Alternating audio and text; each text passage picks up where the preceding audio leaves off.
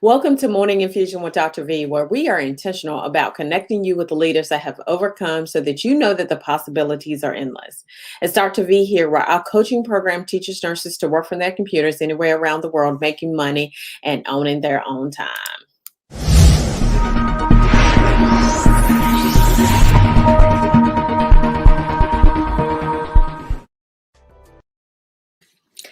Our featured guest today is Jamisha Rogers. So Jamisha has been a nephrology nurse for 12 years, working in both inpatient and outpatient settings as a dialysis nurse in many roles from staffing to leadership to education.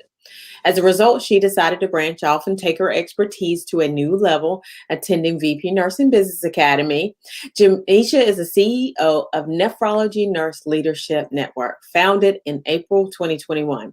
The company provides support to renal companies to improve operations and provide support to leadership and nurses based on the needs of the facility. Nephrology Nurse Leadership Network also provides legal consulting and nurse coaching as services. Jamisha is a wife and a mother of four. As hobbies, she enjoys reading, cooking, collecting shells, and wine tasting. I love wine tasting too. Favorite vacation includes road trips where she sings, particularly to the beach and the mountains everywhere. So welcome, welcome, welcome. Thank you for joining us. Good morning, Dr. V. Thank you so much for having me. I couldn't have said that better myself. As you know, we be getting down in that car. We be singing. Me and my husband be singing like we on a concert. So yes, we do enjoy that. So tell us the initial reason. Tell us the reason why you became a nurse from the beginning. Okay, so I want to say as a young girl, probably around 5 or 6, both of my grandmothers took care of family members. Mm-hmm. Both of them. And of course, being young, I didn't realize it, but my mother's mom was a nurse. I learned later on. And she took care of people, mainly family members, even as she retired, that had renal failure, and one of my grandmothers had dementia. And she took care of them at home. And I spent a lot of time with my grandmother, and I would help her. And I enjoyed, even as a child, helping her to do that. And it just became natural. And I made a decision when I was about 12 years old. Yeah, I'm going to be a nurse like my grandmother. I love it. I love it. I love it. So now, where did you start out in your nursing career, and why did you start there? So before I actually went to college, I was a medical assistant for 10 years. Oh. So I worked in a variety of settings, from family medicine, peds, obstetrics, and gynecology, urology. I was just all over the place learning so much, but I realized to get to be that nurse, I had to step it up a notch. And when I was about 23, my children were going to school. I decided I wanted to go back to nursing school to get my RN. Gotcha. And so now, where did you start? Like, once you got out of nursing school, what did you start then? I went straight to acute dialysis at University of Maryland. Okay. And I hit the ground running. I was the first new grad they hired. They didn't hire new grads before me, but I remember the day because I couldn't get a job. I was trying to get into a nursing home and dialysis because that's all I wanted to do. And I sent my application. Nobody was calling me back. So I called the company back, and I talked to the HR manager, and she said, "Honey, you're a new grad. You don't have any experience." I said, "Well, how the world am I supposed to get some experience and nobody give me a chance?" I said, "How?" I said, "I want to do this, miss. This is not a game. I want to be a dialysis nurse." And she said, "Well, that kind of conviction, I don't have the heart to turn you down. let me go ahead and set you up with a manager." And here I've been ever since, still plugging away in dialysis. Now, why nephrology? Like, why did you choose that out of all of them? Because I remember when my grandmother was taking care of one of my uncles, it was just something special. I mean, she took care of several uncles, but one particular uncle with kidney disease, it was just something special about the things my grandmother used to say. And I always want to know more about it. How is kidneys not working? I mean, I'm a kid. What you mean you can't do as well as I got to learn about that. And then when I went to nursing school, I understood that the kidneys did so much more than what we recognize. And I just wanted to dive more into that and get a feel for how can I be a nurse in this area that nobody really takes that serious sometimes. Gotcha. I love it. So now, of course, you chose to be a nephrology nurse. Now, you said that they said that you didn't have any. And one of the things about nephrology nursing, and this is what some people may not know. So, whenever you're a nephrology nurse, whether it's nephrology or whether it's hospice, CCU, nephrology, and ER. Those are the specialties that has the highest turnover rate. Now, why do you think that they have the highest turnover rate? With dialysis, Uh because huh. it's hard. So most people that see in the hospital setting, you see initially, like if you're in the ICU or the ER, if the patient's unstable, you see one nurse to one patient. So most people would think, oh, well, he or she is not doing anything much because they put the patient on and they're sitting there. But it's so much more to dialysis. So unlike other specialties, you work 7A to 7P or 7P to 7A. In dialysis, we don't know when we're getting off. We come in 5, 6 in the morning, some places 4. We don't know when we're getting off. We don't work a conventional shift. It's unpredictable. Our caseloads are variable. In certain settings, staffing can be a challenge. So then that puts more on the nurse in addition to those long days. And it's just really not something that you come in and hit the ground running. It takes skill and you have to achieve it over time. So by the time that most people would be good, to go, they get frustrated with some of the barriers and they leave. And that's when we get the turnover issues. And I noticed that through my career, coming up through leadership, you know, that's the main problem with nurses, that it's not enough of us to do it. Gotcha. Now, you are an administrator of a nephrology clinic. What are some of the advantages of being a nephrology clinic administrator? Let me tell you something that I loved when I was an administrator. It was a very difficult decision to leave that position, but it was necessary for my growth. And so I love that job because I wasn't just the nurse that now had 3 to 4 patients a day. I was responsible for the care of at least over 100 people at times.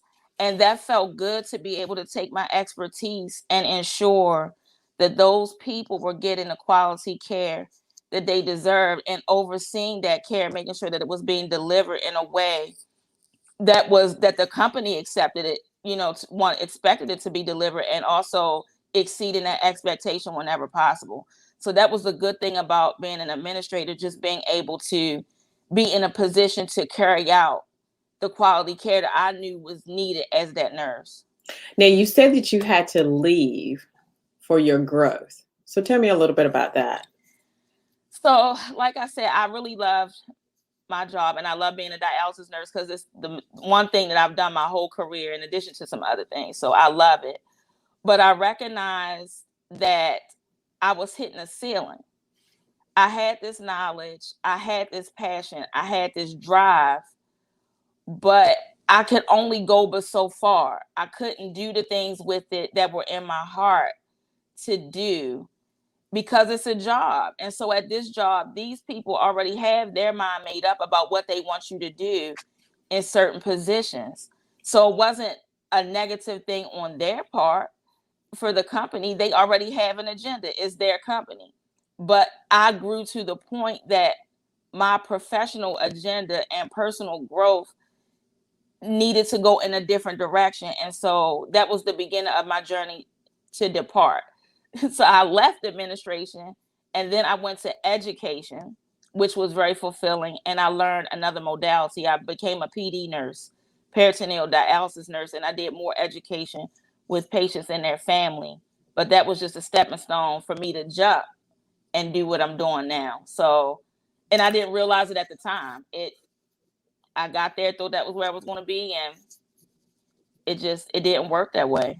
And I think that that's valuable, because a lot of times what we do is we get into this one space. Like, I thought that I was going to become a nurse. I was going to be a nurse for a lot, ever and a day, and retire, rocking, on the porch with my, husband, and we'd be good, right? We go into retirement. But the reality is that as you grow, you you have these seasons, and you think that you're going to do one thing, and in your mind, what you think is going to happen, you need for that thing to happen, but you don't necessarily know how that's going to happen. And in your mind, you wanted that growth. You wanted to make sure that your family is taken care of, because at the end of the day, that's what we want. We want our families to be taken care of. We want us to be semi-comfortable, right? But the reality is that we're in order to grow, we're going to be uncomfortable, and that's okay. But that growth is what is fulfilling, and that is what has got you what you are today. I love it. Love it. Now, you decided to venture out and start your own business. Now, what was your primary motivation for this? My primary motivation was I got with some women that just had drive. So the idea had always been in my head, but I wasn't confident enough to execute it. I thought that this was going to come later in life. Oh, I have to do this first. I have to get my master's first. My children got to get out of college first. Oh, me and my husband got to do this first. So this business was not supposed to, in my mind, happen right now.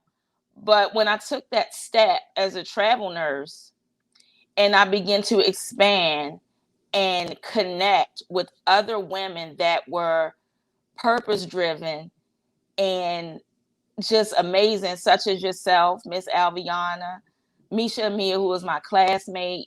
She's always been out here repping for nurses and setting up things for nurses and just encouraging me along the way. And Dr. Kayana Jones. There's just so many of y'all that have really helped me and gave me the courage to say, you know what, I am valuable enough to take this step now. I don't have to wait on myself. I wasn't waiting on them folk at the job. When they wanted me to do something, I did it with high expectations, and I jumped and I did it, and I didn't think twice. So why do I have to keep doing this for myself? And then the opportunity came, and I joined VP Nursing Business Academy. And I worked with you, Dr. V, and it was game on. Once I prayed on it and I took the step, doors, windows, roofs, foundations start to shake, and here I am. I think it's valuable what you said about not having the confidence, right? Because a lot of times we don't have the confidence in order to move forward, and hanging out with people who are doing what they need to do, right? And so that is so, so valuable. And so that is, of course, my mantra is you're the sum total of the 5 people you hang out with the most. And if you're the smartest person in the room, then you're in the wrong room, right? And so, and that's the intention behind that. That's the intention behind the group coaching. And you have rocked it out. I mean, you have done the work. You have done amazing. Like, I was like blown away, like, over here crying all the time, because you've been successful. You've been very successful. And I'm so, I love it. So anyway, so now you decided to venture out and start your own business now. Well, you were successful in getting a contract. Tell the audience some of the reasons why you were so successful. So some of the reasons why I was so successful is doing the work. You said it. I connected with people that knew what it took to start a business, and I had to do the work. It's not going to fall in your lap. So that was the first step. But then my client, I had to shout out my client without saying my client. But they believed in me too. And they wanted me to work with them as a nurse. And it never connected that way. And then when they found out that I had my own business, it was like, okay, well, we want you for that. And they too are women. And they gave me a chance. So just doing the work, being confident, which I didn't have that before, being organized, and filing down to my niche, and just understanding I couldn't serve everybody. I had to figure out what are the skills that I have, And how can I make those skills, put those skills to use? And you really helped me, Dr. V, understand what that meant. And then I was able to sort through my experience and pick out the things that had the value that I knew, that I know I'm good at. And that's what I did. And it's so far it's working out, and my client is very pleased, and I'm growing because they're growing. And that's exciting. I love it. So now, when you were, I want you to tell the audience about what happened just before you got the contract. What did someone say to you?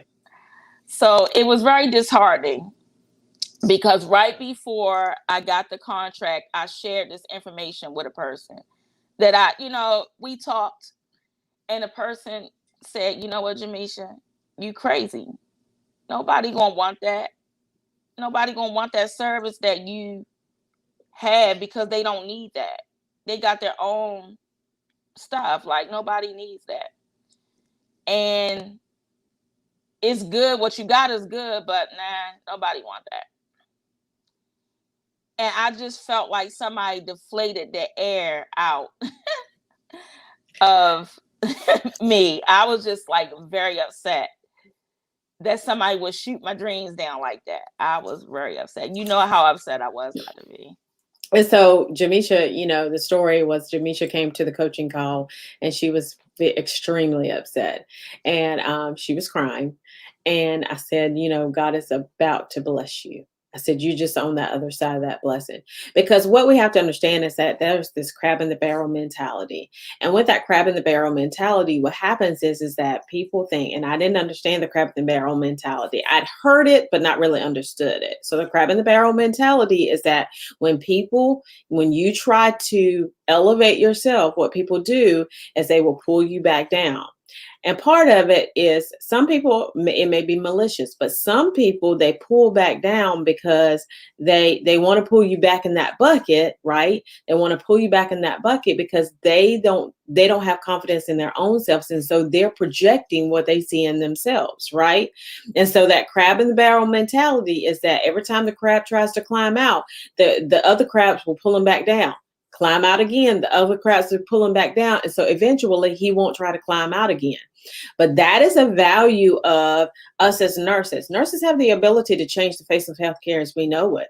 The reality is that we have to just understand that it can't always happen within an organization. It has to happen outside the organization.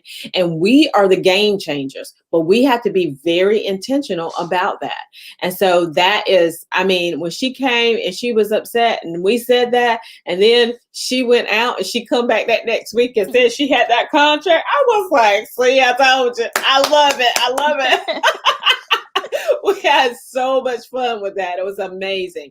Mm-hmm. So now, what is some advice you would give a nurse that is going into nephrology nursing for the first time?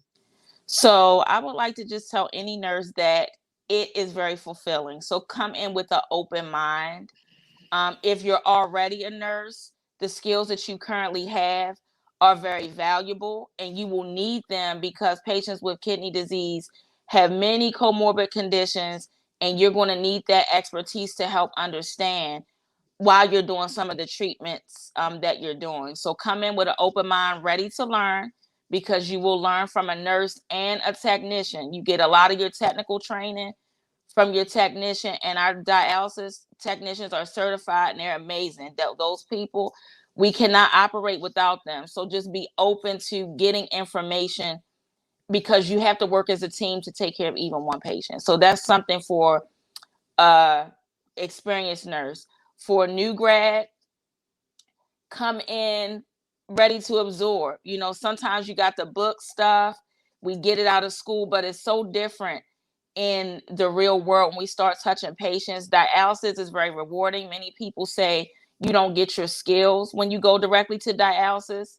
Let me tell you something, I can run with the best of them. You ask the doctor, check out some people that I know, and they're gonna tell you ain't nothing wrong with my assessment skills, and I done saved a lot of lives. But I'm picking up things because of my strong, very critical thinking is sharp.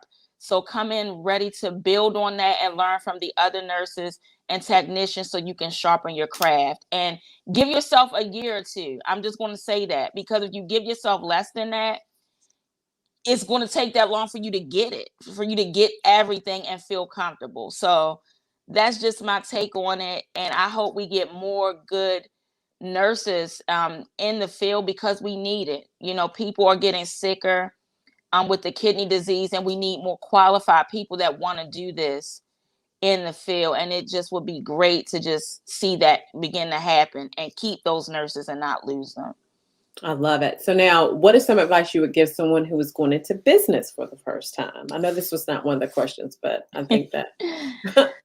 Well, first of all, if you're thinking of going into business, don't not have the confidence to do so, but don't do it blindly.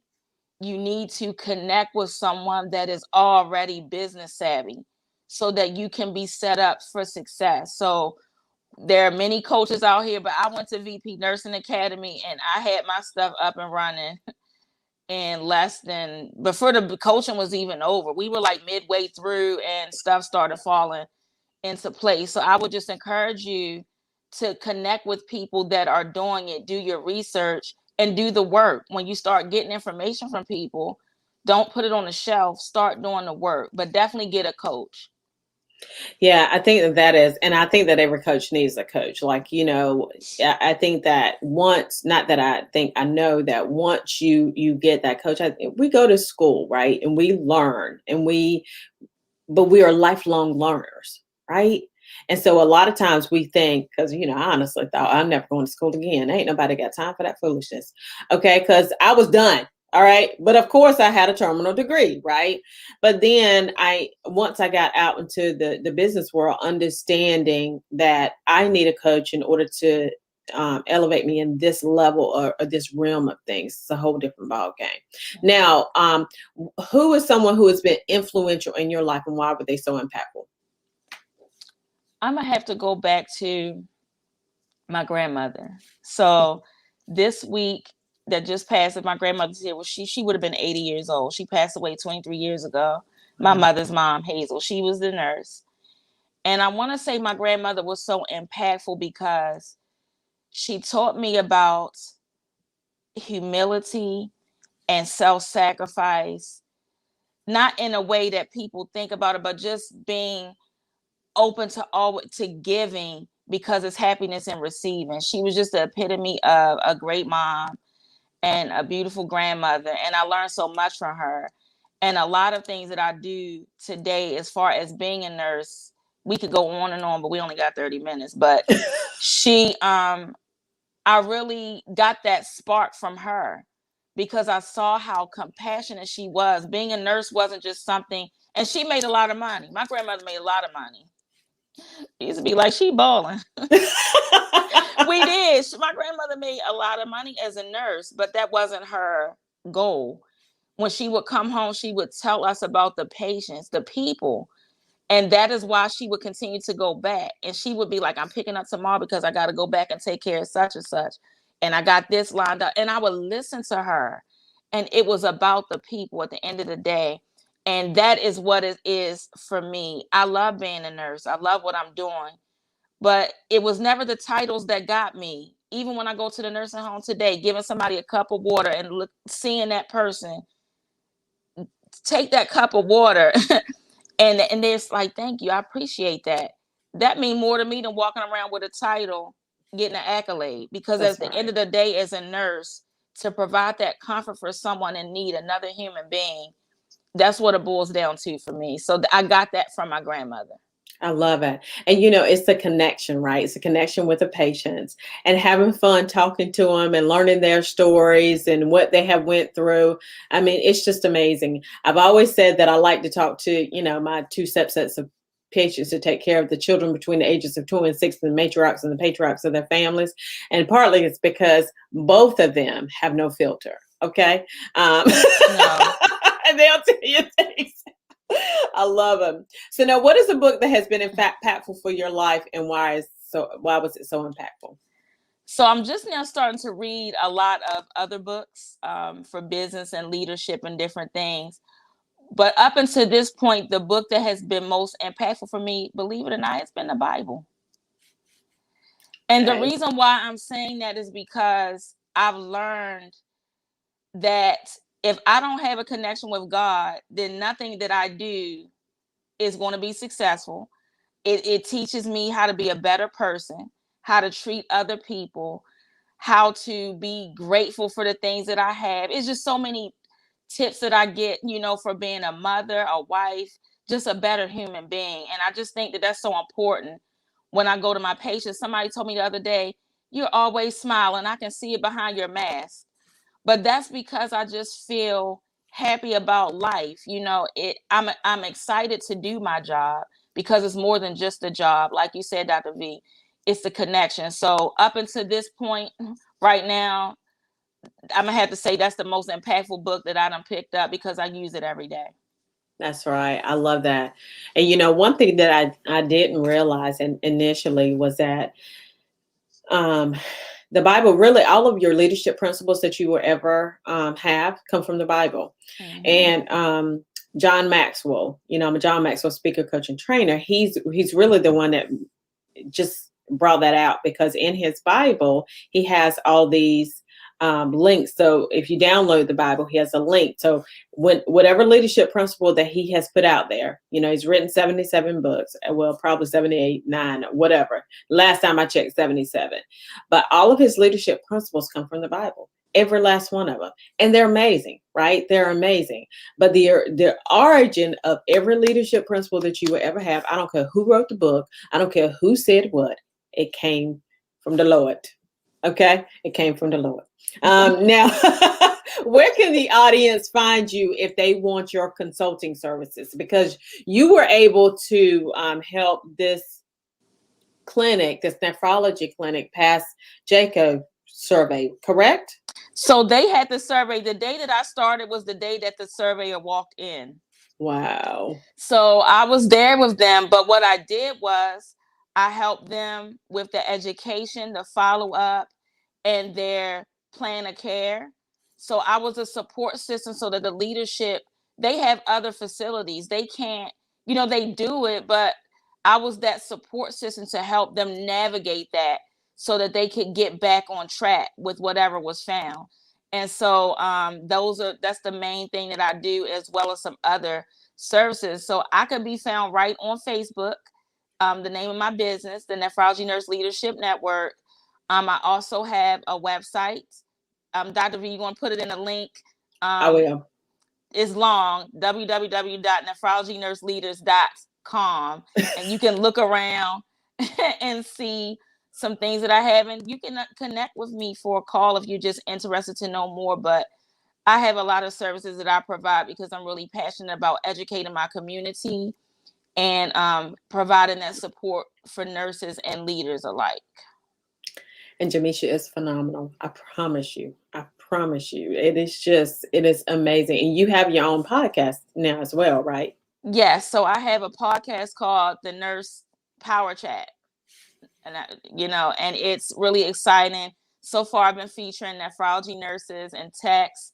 I have a show next week with a nurse. He's a surprise guest, so I'm gonna put that invite out. I forgot, he's gonna get me. But I really love doing that because it dives more into kidney disease and what we do as healthcare providers, and just highlights people that are out here making a difference in the field, because oftentimes the ones that are doing the work are not the ones that are having that light shine on them. Gotcha. I love it. Thank you so much for being here. I ask that you like and share this podcast. We will be starting another cohort of VP Nursing Business Academy in October. It is a 6-month comprehensive program that leaves nurses and coaches working from their computers anywhere around the world, making money and owning their own time. If this interests you, we can jump on a call so that you're able to gain clarity on how to create multiple streams of income. You can sign up at V as in Victor, P as in Paul, nursing.com. And just know that Morning Infusion with Dr. V is where we feature nurses that are intentional about connecting you with leaders that have overcome, such as Jamisha. Jamisha has been phenomenal, and I'm so excited about your journey. I'm so excited about our connection. I'm so excited about everything that we're doing. You guys have a phenomenal rest of your day.